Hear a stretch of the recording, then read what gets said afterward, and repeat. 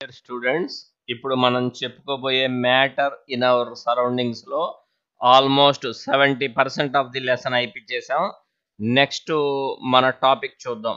Activity 1.13 take some camphor. Camphor అంటే కర్పూరం or ammonium chloride. కొంచెం క్యాంఫర్ కానీ అమ్మోనియం క్లోరైడ్ కానీ తీసుకోండి. Crush it and put it in a china dish. దాన్ని బాగా మెత్తగా పౌడర్ చేసి, చైనా డిష్ అంటే ఏం లేదు, ఒక ప్లేట్ అన్న పింగాణి ప్లేటు, దాంట్లో పొడిలాగా వేయి. Put an inverted funnel over the China dish. దాని మీద ఒక ఫనల్ పెట్టు, తిరగదిప్పి ఇలా పెట్టు. గరాట్ అనమాట ఫనల్ అంటే. Put a cotton plug on the stem of the funnel యాషన్. ఈ చివరి భాగాన కొంచెం కాటన్ ప్లగ్ పెట్టేసాయి, అంటే కొంచెం దూదిని అలా దూర్చు. అదే కాటన్ ప్లగ్ అంటే. ఓకేనా?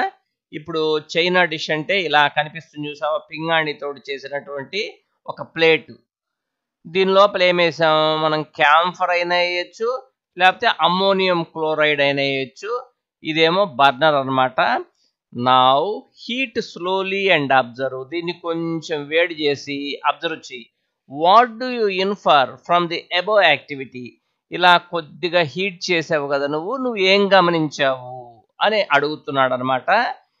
ఏ change of state directly from solid to gas without changing into liquid state is called sublimation, and the direct change of gas to solid without changing into liquid is called deposition. ఇక్కడ ఏం జరిగిందో తెలుసా? ఈ camphor అనేది solid స్టేట్లో ఉంటుంది. అది కొద్దిగా హీట్ చేయగానే నేరుగా లిక్విడ్ స్టేట్లోకి రాకుండా వేపర్ స్టేట్లోకి వెళ్ళిపోయింది అనమాట. చూసారా? నేరుగా వేపర్ స్టేట్లో కూడా వెళ్ళేదానికి ఛాన్స్ ఉందన్నమాట. ఇలా వెళ్ళటమే సబ్లిమేషన్. సబ్లిమేషన్ అంటే అదే అనమాట, ఉత్పతనము అంటారు తెలుగులో. అంటే డైరెక్ట్గా సాలిడ్ స్టేట్ నుంచి లిక్విడ్ స్టేట్లోకి రాకుండా నేరుగా గ్యాసియస్ స్టేట్లోకి వెళ్ళిపోవటాన్ని సబ్లిమేషన్ అంటారు అనమాట. అలా కాకుండా గ్యాసియస్ స్టేట్ నుంచి సాలిడ్ స్టేట్లోకి వితౌట్ చేంజింగ్ ఇంటూ లిక్విడ్ అంటే పైనుంచి క్రిందికి రావటాన్ని డిపాజిషన్ అంటారు. కాబట్టి ఇక్కడ రెండు రకాలైన చేంజ్ ఆఫ్ స్టేట్స్ మీరు గమనించాలి. ఎప్పుడైనా జనరల్గా ఎలా జరుగుతుంది? సాలిడ్ స్టేట్ ఉంటుంది, దాని నుంచి కొంచెం హీట్ చేస్తే లిక్విడ్ స్టేట్, దాని నుంచి మనం హీట్ చేస్తే గ్యాసియస్ స్టేట్లోకి వెళ్తాయి. కానీ క్యాంఫర్ ఏం చేసింది? డైరెక్ట్గా సాలిడ్ స్టేట్ నుంచి గ్యాసియస్ స్టేట్లోకి వెళ్ళిపోయింది, లిక్విడ్ స్టేట్ లేదు ఇక్కడ. ఇలా వెళ్ళటమే సబ్లిమేషన్ అంటే. అలా కాకుండా గ్యాసియస్ స్టేట్ నుంచి నేరుగా సాలిడ్ స్టేట్లోకి రావటాన్ని డిపాజిషన్ అంటారు. ఓకేనా? అది మనం గమనించింది.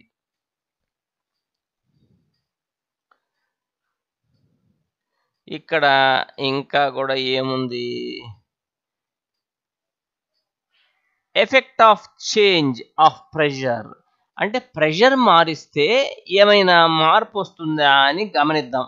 We have already learned that the difference in the various states of matter is due to the difference in the distances between the constituent particles.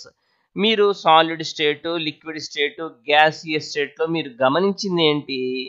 Solid state అంటే particles అన్నీ దగ్గర దగ్గరగా ఉండి క్లోజ్లీ ప్యాక్డ్గా ఉంటే అది సాలిడ్ స్టేటు. అలాంటివన్నీ రిజిడ్గా ఉంటాయి, పార్టికల్స్ మధ్య అట్రాక్షన్ కూడా ఎక్కువ ఉంటుంది. లిక్విడ్ అంటే ఏంటి? పార్టికల్స్ కొద్దిగా దూరంగా ఉండి వాటి మధ్య అట్రాక్షన్ కొంచెం తక్కువగా ఉంటే లిక్విడ్ స్టేట్. అలా కాకుండా పార్టికల్స్ మరీ దూరంగా ఉండి అట్రాక్షన్ ఫోర్స్ మరీ తక్కువ ఉంటే గ్యాసియస్ స్టేట్. ఇది మనం గమనించింది, అంతే కదా? What will happen when we start putting pressure and compress A gas? మనము ఒక గ్యాస్ని ప్రెషర్ని అప్లై చేసి కంప్రెస్ చేస్తే ఏమవుతుంది? ఇక్కడ చూడండి, ఇదేంటిది? పిస్టన్. ఇది ఒక సిలిండర్, లోపల ఏముంది? గ్యాస్ ఉంది. గ్యాస్ ఉంది కదా, దాన్ని గట్టిగా అదిమాం, అంటే కంప్రెస్ చేయటం అంటే అదే. దూరంగా ఉన్న పార్టికల్స్ దగ్గరికి వచ్చేసినాయి, ఇంకా గట్టిగా అదిమాం, అప్పుడు పార్టికల్స్ మరింత దగ్గరికి వచ్చేసినాయి. అప్పుడు ఏం జరిగింది? అది గ్యాసియస్ స్టేట్ నుంచి లిక్విడ్ స్టేట్లోకి వచ్చేసింది అనమాట. ఇక్కడ మనం ప్రెషర్ని అప్లై చేసి కూడా గ్యాసియస్ స్టేట్ నుంచి లిక్విడ్ స్టేట్లోకి రానియచ్చు. ఇట్లా గట్టిగా అదిమేసరికి పార్టికల్స్ దగ్గరకు వచ్చేసినాయి అంటే అర్థం ఏంటి? గ్యాసియస్ స్టేట్ నుంచి లిక్విడ్ స్టేట్లోకి వచ్చేసింది. Applying pressure and reducing temperature can liquefy gases. గ్యాసెస్ని ఎలా లిక్విఫై చేయొచ్చు అంటే వాయువుని కూడా ద్రవంలాగా మార్చచ్చు. వాయువుని ద్రవంలాగా ఎలా? ప్రెషర్ని పెంచాలి, టెంపరేచర్ తగ్గించాలి, అప్పుడు అది గ్యాస్ కూడా లిక్విఫై అయిపోద్ది. Have you heard of solid carbon dioxide? ఎప్పుడైనా నువ్వు కార్బన్ డైఆక్సైడ్ అంటే వాయువు అని అందరికీ తెలుసు, అది సాలిడ్ స్టేట్లో ఉంటుంది అంటే సాలిడ్ స్టేట్లో కూడా ఉంచొచ్చు అని నీకు తెలుసా? It is stored under high pressure. Solid CO2 gets converted directly into gaseous state. దీన్ని హై ప్రెషర్లో పెడితే కార్బన్ డైఆక్సైడ్ కూడా గడ్డగట్టిపోతుంది, అంటే సాలిడ్ స్టేట్లోకి వస్తుంది. దాన్ని ఏమాత్రం ప్రెషర్ తగ్గిస్తే మళ్ళీ 1 అట్మాస్ఫియర్ ప్రెషర్కి అయితే డైరెక్ట్గా అది గడ్డగట్టిపోయిన కార్బన్ డైఆక్సైడ్ నేరుగా గ్యాసియస్ స్టేట్లోకి వెళ్ళిపోతుంది, లిక్విడ్ స్టేట్లోకి రాకుండా. ఇలాంటిదని డ్రై ఐస్ అంటారు. మిమ్మల్ని ఎవరైనా డ్రై ఐస్ అంటే ఏంటంటే గడ్డగట్టినటువంటి కార్బన్ డైఆక్సైడ్ని, అంటే సాలిడ్ స్టేట్లో ఉన్నటువంటి కార్బన్ డైఆక్సైడ్ని డ్రై ఐస్ అంటారు అని చెప్పాలి. ఓకేనా? Thus, we can say that pressure and temperature determine the state of a substance. అది సాలిడ్ స్టేట్లో ఉండాలా, లేకపోతే లిక్విడ్ స్టేట్లో ఉండాలా, లేకపోతే గ్యాసియస్ స్టేట్లో ఉండాలా అనేది ఎవరు నిర్ణయిస్తారంటే టెంపరేచరు, ప్రెషర్. గుర్తుపెట్టుకోండి. సాలిడ్ స్టేట్ నుంచి లిక్విడ్ స్టేట్లోకి ఫ్యూజన్, లిక్విడ్ స్టేట్ నుంచి గ్యాసియస్ స్టేట్లోకి వేపరైజేషన్, గ్యాసియస్ స్టేట్ నుంచి సాలిడ్ స్టేట్లోకి డిపాజిషన్. ఓకేనా? అట్లా తర్వాత రివర్స్ కూడా. డైరెక్ట్గా అయితే సబ్లిమేషన్, డైరెక్ట్గా అంటే సాలిడ్ స్టేట్ నుంచి నేరుగా గ్యాసియస్ స్టేట్లోకి వెళ్ళిపోతే సబ్లిమేషన్. అట్లా కాకుండా గ్యాసియస్ స్టేట్ నుంచి లిక్విడ్ స్టేట్లోకి రివర్స్ వెళ్తే కండెన్సేషన్. అంటే లిక్విడ్ నుంచి గ్యాస్ వస్తే వేపరైజేషన్, గ్యాస్ నుంచి లిక్విడ్ అయితే కండెన్సేషన్, లిక్విడ్ నుంచి సాలిడ్ అయితే అప్పుడు దాన్ని ఏమంటారు? సొలిడిఫికేషన్, గడ్డగట్టుట. సో జాగ్రత్తగా గుర్తుపెట్టుకోండి. సాలిడ్ నుంచి లిక్విడ్కి వస్తే ఫ్యూజన్, లిక్విడ్ నుంచి గ్యాస్కి వస్తే వేపరైజేషన్, గ్యాస్ నుంచి సాలిడ్కి వస్తే సబ్లిమేషన్, డిపాజిషన్. అలా కాకుండా రివర్స్, సాలిడ్ నుంచి నేరుగా గ్యాస్కి వస్తే సబ్లిమేషన్, గ్యాస్ నుంచి లిక్విడ్కి వస్తే కండెన్సేషన్, లిక్విడ్ నుంచి సాలిడ్కి వస్తే సొలిడిఫికేషన్, గడ్డగట్టుట. సో ఇవి మీకు జాగ్రత్తగా తెలిసి ఉండాలి. ఒక స్టేట్ నుంచి ఒక స్టేట్కి మారాలంటే టెంపరేచర్ని కానీ ప్రెషర్ని కానీ మార్చి ఒక స్టేట్ నుంచి ఇంకొక స్టేట్కి మనం తీసుకొని వెళ్ళొచ్చు. అది మనకి ఇప్పుడు తెలిసినటువంటి విషయం.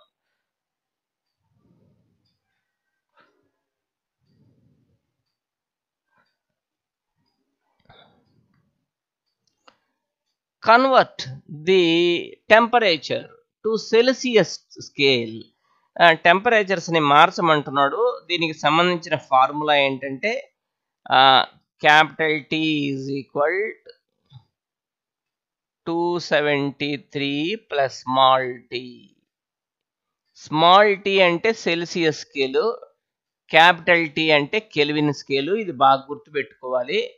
ఇక్కడ వాడు కెల్విన్ ఇచ్చున్నాడు కదా, క్యాపిటల్ Tకి బదులు 300 పెట్టండి. ఎందుకు అంటే క్యాపిటల్ T అనేది కెల్విన్ స్కేల్ కదా, is equal to 273 plus small t. అప్పుడు నీకు స్మాల్ t కావాలి కదా, ఈ 273 ఇటు పంపించేయండి. 300లో నుంచి 273 సబ్ట్రాక్ట్ అయిపోతుంది. 300 minus 273 is equal to small t. అంటే స్మాల్ t ఎంత వచ్చేసింది? 27 డిగ్రీ సెంటిగ్రేడ్. కాబట్టి మనం కెల్విన్లో ఇస్తే సెంటిగ్రేడ్లోకి మార్చచ్చు, సెంటిగ్రేడ్లో ఇస్తే కెల్విన్లోకి మార్చచ్చు. ఓకేనా? నేను ఒకటి మార్చేసా, ఇది మీరు మార్చుకోండి. ఈసారి ఇక్కడ సెంటిగ్రేడ్లో ఇస్తే నేను మార్చి చూపిస్తాను చూడండి. మరలా ఫార్ములా అదే వేస్తున్నా. Capital T is equal 273 plus small T అని సేమ్ ఫార్ములా వేసా. క్యాపిటల్ T అంటే కెల్విన్ స్కేలు, స్మాల్ టీ అంటే సెంటిగ్రేడ్ స్కేలు. ఇక్కడ సెంటిగ్రేడ్ ఇచ్చాడు కాబట్టి క్యాపిటల్ Tని అలానే ఉంచుతా, కెల్విన్ ఇవ్వలేదుగా. 273 ప్లస్ 250 ఈ రెండు సమ్ చేస్తే ఎంత వస్తుంది? 523 కెల్విన్. అంతేగా, 250 250 500 ఇంకోటి 523 కెల్విన్. కాబట్టి సెంటిగ్రేడ్ ఇస్తే కెల్విన్లో మార్చొచ్చు, కెల్విన్ ఇస్తే సెంటిగ్రేడ్లోకి మార్చొచ్చు. ఏది మార్చాలన్నా నీకు కావాల్సిన ఫార్ములా ఇవేను. ఇక్కడ క్యాపిటల్ T అంటే temperature in Kelvin scale, small tea అంటే temperature in Celsius scale. Okay. For any substance, why does the temperature remains constant during the change of state? Change of స్టేట్ని చాలా జాగ్రత్తగా అర్థం చేసుకోవాలి. నేను మరలా నీకు చెప్తున్నా ఏంటి, ఇలా ఒక కంటైనర్ తీసుకో, కంటైనర్లో ఇలా ఐస్ వేయి, థర్మామీటర్ కూడా పెట్టు, 0 degrees చూపిస్తూ ఉంటుంది థర్మామీటర్. ఆ తర్వాత బర్నర్ పెట్టి హీట్ చేయి, అంటే నువ్వు హీట్ ఎనర్జీని సప్లై చేస్తున్నావు కదా. డెఫినెట్గా థర్మామీటర్లో రైజ్ కనపడుతుందని కదా నువ్వు అనుకుండేది, కానీ థర్మామీటర్ 0నే చూపిస్తుంటుంది. అదేంటది, నేను హీట్ చేస్తున్నాను కదా అని నువ్వు అనుకోవచ్చు. నువ్వు హీట్ చేస్తున్నా కూడా థర్మామీటర్ 0నే చూపిస్తుంటుంది. ఈ ఐస్ మొత్తం పూర్తిగా మెల్ట్ అయిపోయి వాటర్ అయ్యేదాకా, అంటే చేంజ్ ఆఫ్ స్టేట్ జరిగేదాకా పూర్తిగా టెంపరేచర్ 0 అలానే ఉంటుంది. అంటే చేంజ్ ఆఫ్ స్టేట్ జరిగేటప్పుడు టెంపరేచర్లో ఎటువంటి మార్పు ఉండదు. గుర్తుపెట్టుకోండి, అర్థమవుతుందా? టెంపరేచర్లో ఎటువంటి మార్పు ఉండదు చేంజ్ ఆఫ్ స్టేట్ జరిగేటప్పుడు. మరి మనం ఇచ్చిన హీట్ అంతా ఏమైపోయింది? మనం ఇచ్చిన హీట్ అంతా కూడా అది దాచుకుంటుంది. ఈ ఐస్ చేంజ్ ఆఫ్ స్టేట్కు ఉపయోగించుకుంటుంది. దాన్ని లేటెంట్ హీట్ అంటారని నేను మీకు చెప్పాను. ఓకేనా? Suggest a method to liquefy atmospheric gases. Atmospheric గ్యాసెస్ని లిక్విఫై చేయాలంటే పద్ధతి ఏంటి అంటే ప్రెషర్ పెంచాలి, టెంపరేచర్ తగ్గించాలి, అదే పద్ధతి. Okay. Next, evaporation. Do we always need to heat or change pressure for changing the state of matter? మరి ఒక స్టేట్ నుంచి ఇంకొక స్టేట్కి మార్చాలంటే ఈ టెంపరేచర్ కానీ ప్రెషర్ కానీ మార్చాలా అని అడుగుతున్నాడు. ఇప్పటిదాకా అదే కదా నేను చెప్పింది, మార్చాలని. అదే కదా, ఒక స్టేట్లో నుంచి ఇంకొక స్టేట్లోకి రావాలంటే టెంపరేచర్ అన్నా మార్చాలి, ప్రెషర్ అన్నా మార్చాలి. మరి అలాంటప్పుడు చిన్న ఆలోచన చేయండి మీరు. ఒక చైనా డిష్ తీసుకోండి, పింగాణి డిష్, దాంట్లో కొంచెం పెట్రోల్ పోయండి. మీకు తెలుసు పెట్రోల్ అంటే లిక్విడ్ అని. ఫ్యాన్ వేయండి, అంటే నువ్వేమి టెంపరేచరు మార్చలేదు, ప్రెషరు మార్చలేదు. ఈ పెట్రోల్ మొత్తం ఆవిరైపోతుంది. అంటే ఏ స్టేట్ నుంచి, లిక్విడ్ స్టేట్ నుంచి గ్యాసియస్ స్టేట్లోకి వెళ్ళిపోయింది. ఇక్కడేమన్నా మనం ప్రెషర్ మార్చామా? లేదు. టెంపరేచర్ మార్చామా? లేదు. అయినా కూడా ఏ స్టేట్ నుంచి వెళ్ళిపోయింది? లిక్విడ్ స్టేట్ నుంచి గ్యాసియస్ స్టేట్లోకి వెళ్ళిపోయింది. సో స్టేట్ మారాలంటే ఒక్కొక్కసారి టెంపరేచర్ ప్రెషర్ మారకపోయినా జరుగుతుంది. అలాంటి ఫినామినాన్నే ఎవాపరేషన్ అంటారు. అదే ఇప్పుడు మనం చూసేది. Can you quote some examples for everyday life where change of state from liquid to vapour takes place without the liquid reaching the boiling point? ఇలా జరగడం నువ్వు ఎప్పుడైనా చూసావంటే ఎందుకు చూడాలి? గుడ్డలు ఉతుకుతాం మనం, ఆరేస్తాం. ఆరేసినప్పుడు గుడ్డలకు తడి ఉంటుంది. సాయంత్రం వచ్చి చూస్తే ఆరిపోయి ఉంటాయి. నువ్వేమన్నా వేడి చేసావా? సూర్యుడి ఎండ ఎంత ఉంటుంది? 100 ఉంటుందా? తక్కువే కదా ఉండేది, అయినా కూడా జరిగిపోయింది కదా అట్లా.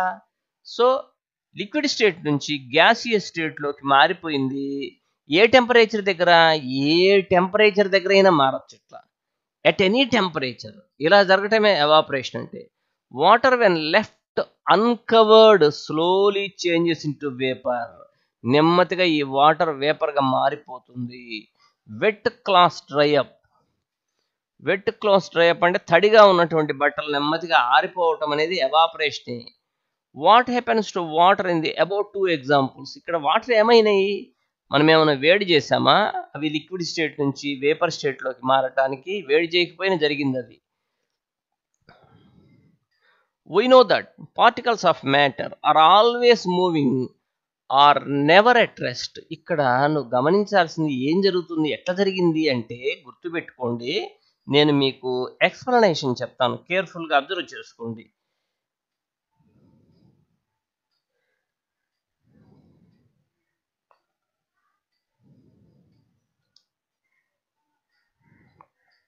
ఏం జరిగింది అంటే మామూలుగా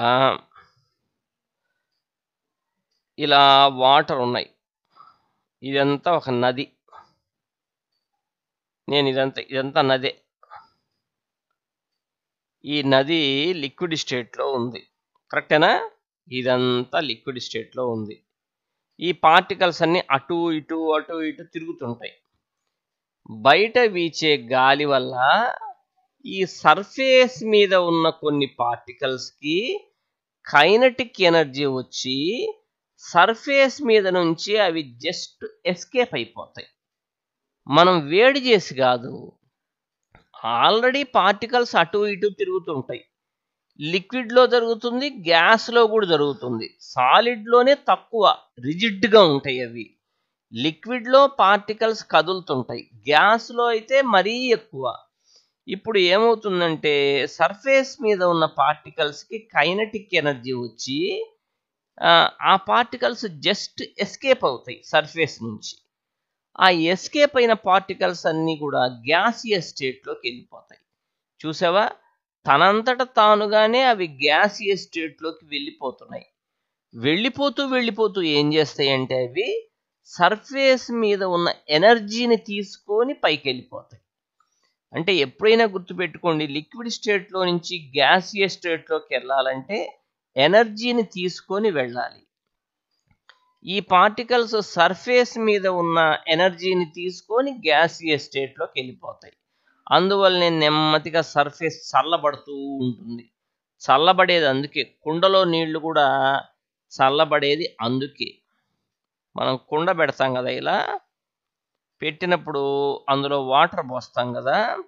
వాటర్ పోసినప్పుడు పైనుండే వాటర్ అలా ఎస్కేప్ అయిపోతూ అవి మనని కుండని చల్లబరుస్తాయి. మనం కూడా ఫ్యాన్ వేసుకొని బాగా చెమట పట్టినప్పుడు, చెమట అంటే మన ఒంటి నిండా తడి ఉంటుంది, ఫ్యాన్ దగ్గర నిల్చో.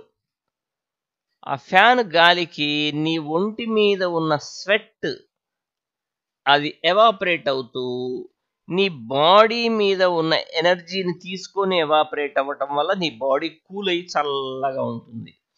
సో ఎవాపరేషన్ అనేది ఒక సర్ఫేస్ మీద జరిగే ఫినామినాన్. కాబట్టి నీకు ఇంటీరియర్లో ఎవాపరేషన్ జరుగుతుందా అని ఎవరిని అడిగితే జరగదని చెప్పాలి. ఎవాపరేషన్ ఎక్కడ జరుగుతుంది? That is surface phenomenon. Surface మీద మాత్రమే జరిగేటువంటి ఒక దృగ్విషయం. ఏ టెంపరేచర్ దగ్గర జరుగుతుంది? At any temperature, A temperature దగ్గరైనా జరుగుతుంది. మరి వెళ్తూ అది ఏం చేస్తుంది? ఎనర్జీని తీసుకొని వెళ్తాయి. కాబట్టి ఎవాపరేషన్ అనేది కూలింగ్ ప్రాసెస్. గుర్తుపెట్టుకోండి, కూలింగ్ ప్రాసెస్. ఏది? ఎవాపరేషన్. ఇదే కదా ఇక్కడ ఎక్స్ప్లెనేషన్ అంతా ఇదే నేను చెప్పింది. ఓకే,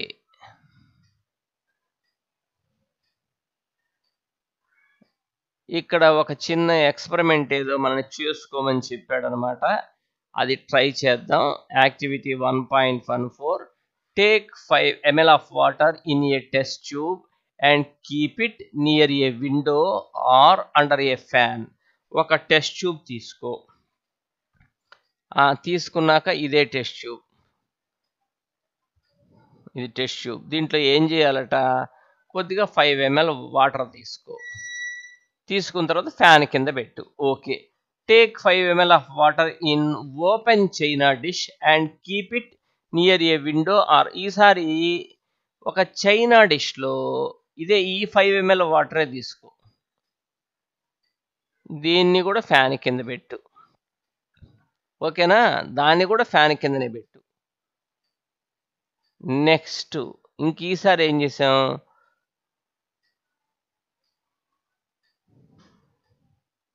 ఇంకా ఉంది కదా ఎక్స్పెరిమెంట్, చూద్దాం. Dish and keep it inside A cupboard. ఈసారి మళ్ళీ ఇంకొక చైనా డిష్ తీసుకో, దాంట్లో కూడా 5 ml వాటరే పోయి, అయితే ఏదైనా కప్బోర్డ్లో పెట్టి దాచిపెట్టేసి డోర్ వేసేసి. Record the room temperature. Room temperature ఎంత ఉందో రికార్డ్ చేయి. Record the time of days taken for the evaporation process in the above cases. ఈ మూడిట్లో కూడా నీళ్ళు అనేవి ఎవాపరేట్ అవుతాయి. ఈ టెస్ట్ ట్యూబ్లో ఫాస్ట్గా ఎవాపరేట్ అయినాయా, లేకపోతే ఈ చైనా డిష్లో నీళ్లు పోసి ఫ్యాన్ కింద పెడితే అవి ఎవాపరేట్ అయినాయా, చైనా డిష్లో నీళ్లు పోసి కప్బోర్డ్ లోపల పెడితే అవి ఎవాపరేట్ అయినాయి అంటే చైనా డిష్లో నీళ్లు పోసి ఫ్యాన్ కింద పెడితే అవి బాగా ఎవాపరేట్ అయినాయి. కాబట్టి ఎవాపరేట్ కావాలంటే ఈ సర్ఫేస్ ఏరియా అనేది ఎక్కువ ఉండాలి. ఎంత ఎక్కువ ఉంటే అంత. అంటే ఒక గిన్నెలో పాలు చల్లార్చాలనుకో, మనం గిన్నెలో వేడి వేడి పాలు ఉన్నాయి, చల్లార్చాలంటే ఏం లేదు, పెద్ద కంచం తీసుకో, దాంట్లో పాలు పోసేయి, దెబ్బకు చల్లారిపోతాయి. ఎందుకనంటే ఎవాపరేషన్ టెంపరేచర్ కూడా తొందరగా తగ్గిపోతుంది. కాబట్టి సర్ఫేస్ ఏరియా ఎంత ఎక్కువ ఉంటే ఎవాపరేషన్ అంత బాగా జరుగుతుంది. విండ్ స్పీడ్ ఎంత ఎక్కువ ఉంటే ఎవాపరేషన్ అంత బాగా జరుగుతుంది. అర్థమవుతుందా? అది ఇక్కడ మనం వచ్చినటువంటి conclusion. You must have observed that the rate of evaporation increases with. Evaporation అనేది దేన్ని బట్టి పెరుగుతుంది? సర్ఫేస్ ఏరియా పెరిగితే ఎవాపరేషన్ కూడా పెరుగుతుంది. We know that evaporation is a surface phenomenon. చెప్పాను ఇప్పుడే నేను, ఎవాపరేషన్ అనేది సర్ఫేస్ ఫినామినాన్ అనేది. If the surface area increased, the rate of evaporation increases. ఈ సర్ఫేస్ మీదనే కదా జరిగేది. పెద్ద సర్ఫేస్ ఉన్నప్పుడు ఫాస్ట్గా ఎవాపరేట్ అయిపోయి తొందరగా అందుకనే గుడ్డలు కూడా ఏం చేయాలో తెలుసా, త్వరగా ఆరాలంటే ఆ ముద్దలు ముద్దలుగా అట్నే పెడితే సాయంత్రం దాకా కూడా ఆరవు. గుడ్డల్ని విదిలిచ్చి విశాలంగా చేసి వెయ్యాలి. అప్పుడు సర్ఫేస్ ఏరియా పెరిగింది కదా, అందువల్ల తొందరగా ఎవాపరేట్ అయ్యి ఆరిపోతాయి. అండ్ ఇంక్రీజ్ ఆఫ్ టెంపరేచర్ని పెంచినా కూడా ఎవాపరేషన్ అనేది ఫాస్ట్గా పెరుగుతుంది. హ్యూమిడిటీ, గాలిలో చల్లదనం గనక ఎక్కువ ఉంటే త్వరగా ఎవాపరేట్ కాదు. హాట్ డేస్లో హ్యూమిడిటీ తక్కువ ఉంటుంది, హాట్ డేస్లో, అందువల్ల ఎవాపరేషన్ కూడా ఫాస్ట్గా జరుగుతుంది. విండ్ స్పీడ్ పెరిగితే ఎవాపరేషన్ కూడా పెరుగుతుంది. అంతే కదా, గాలి వచ్చే చోట త్వరగా ఎవాపరేషన్ అవుతుంది. మనం ఎక్కడో బీరువాలో పెడితే వాటర్ని గాలి రాదు కాబట్టి ఎవాపరేషన్ సరిగా జరగదు. How does evaporation cause cooling? Cooling ఎందుకు అవుతుంది ఎవాపరేషన్ వల్ల? నేను ఇప్పుడే చెప్పాను, అవి వెళ్తూ వెళ్తూ పార్టికల్స్ వెళ్తూ వెళ్తూ ఎనర్జీని తీసుకెళ్ళిపోతాయి, అందువల్లనే సరౌండింగ్స్ అన్ని కూల్ అవుతాయి అని మీకు చెప్పాను ఇప్పుడే. ఎవాపరేషన్ అనేది ఒక కూలింగ్ ప్రాసెస్. ఎవాపరేషన్ జరిగేది అది సర్ఫేస్ మీదనే జరుగుతుంది, సర్ఫేస్ ఫినామినాన్ అది. ఎవాపరేషన్ అనేది సర్ఫేస్ ఫినామినాన్, సర్ఫేస్ మీదనే జరుగుతుంది. మరలా చెప్తున్న ఊరికనే, పార్టికల్స్ వెళ్తూ వెళ్తూ ఎనర్జీని తీసుకెళ్తాయి కాబట్టి సర్ఫేస్ కూల్ అవుతుంది, అందువల్లనే సర్ఫేసెస్ చల్లబడతాయి. దీనికి ఎగ్జాంపుల్స్ బోర్డ్ అని. మనం బాగా ఆడుకొని వచ్చి ఫ్యాన్ కింద కూర్చుంటే మన స్వెట్ ఎవాపరేట్ అవ్వటం వల్లనే మనకు చల్లదనం అనేది తెలుస్తుంది. ఓకే, ఇదంతా కూడా మనం ఇప్పుడు నేర్చుకున్న విషయం.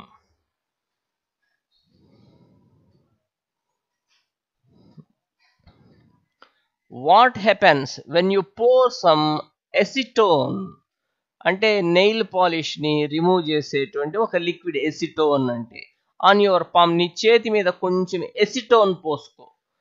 ఎప్పుడైతే ఎసిటోన్ పోసావో ఎసిటోన్ వెంబడే ఎవాపరేట్ అయిపోయి నీ చేతిలో ఉన్న ఎనర్జీని తీసుకొని ఎవాపరేట్ అవ్వటం వల్ల నీ చెయ్యి చల్లబడి చల్లగా అనిపిస్తుంది. కావాలంటే స్పిరిట్ కొంచెం వేసుకో, పెట్రోల్ వేసుకో నీ చేతి మీద. నీ చేతి మీద పెట్రోల్ వేసుకొని నోటితోటి ఊదు ఉఫ్ అని, అప్పుడు పెట్రోల్ ఎవాపరేట్ అయిపోతుంది, నీ చేయి చల్లగా ఉంటుంది.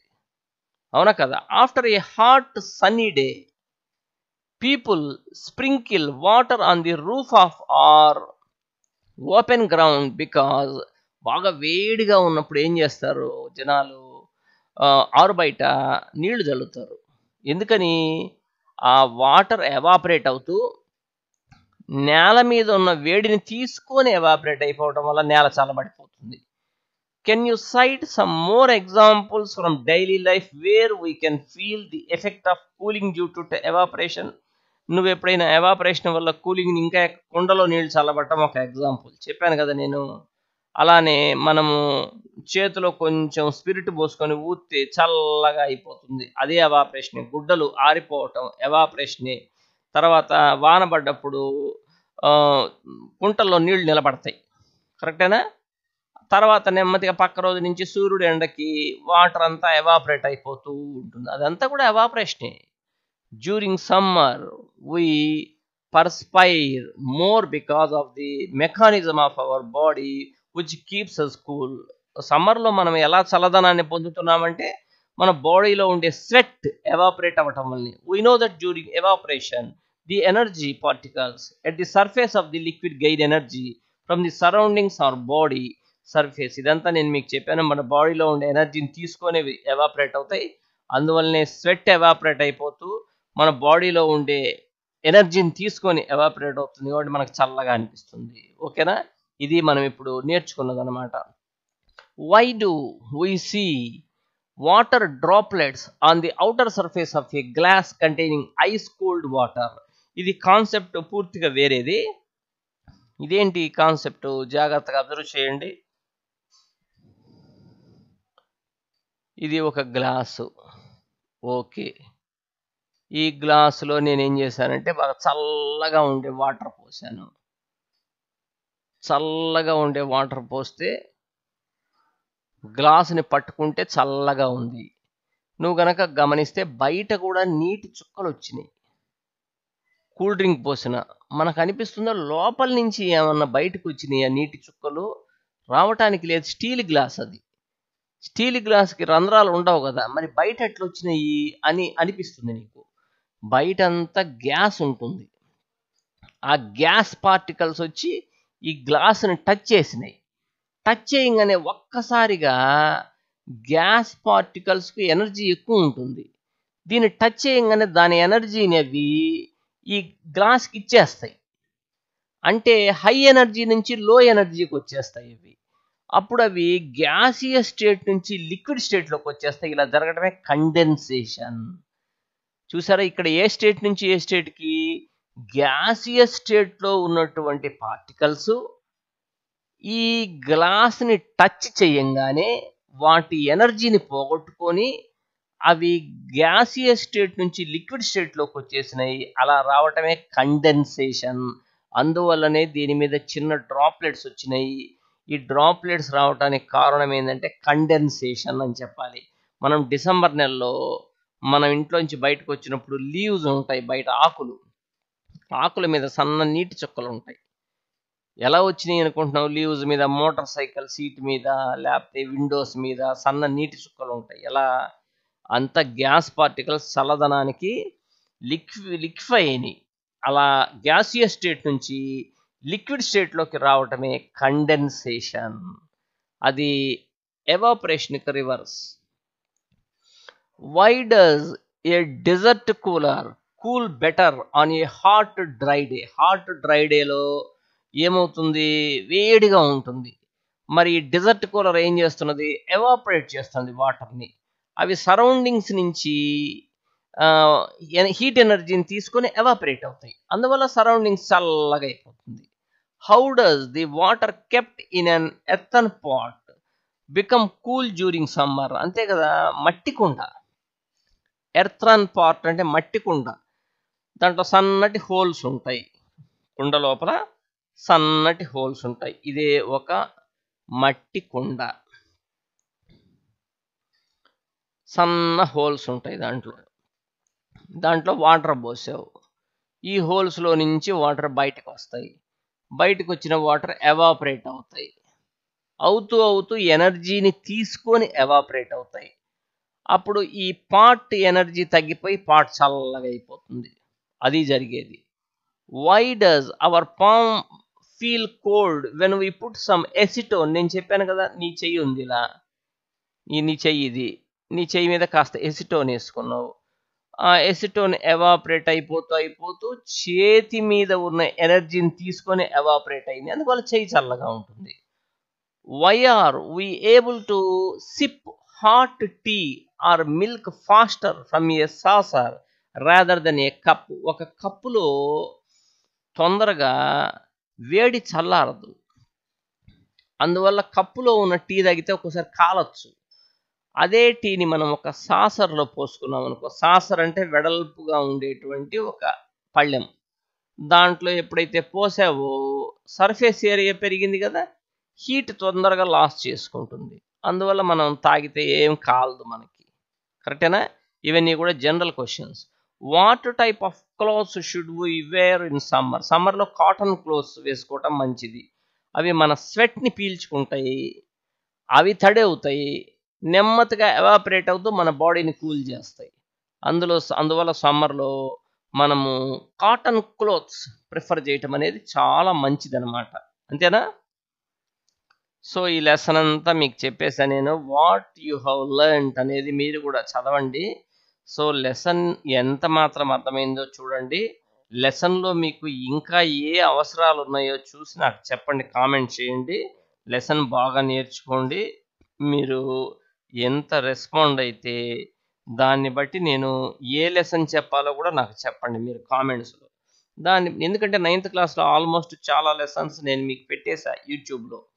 సో మీకు లెసన్స్ కావాలా, క్వశ్చన్స్ కావాలా, ఆబ్జెక్టివ్ టైప్ బిట్స్ కావాలా, ఇలా మీ రిక్వైర్మెంట్ ఏంటో నాకు తెలిస్తే దాన్ని బట్టి నేను ఫర్దర్ మీకు వీడియోలు చేసేటానికి అవకాశం ఉంటుంది. ఓకేనా? రైట్.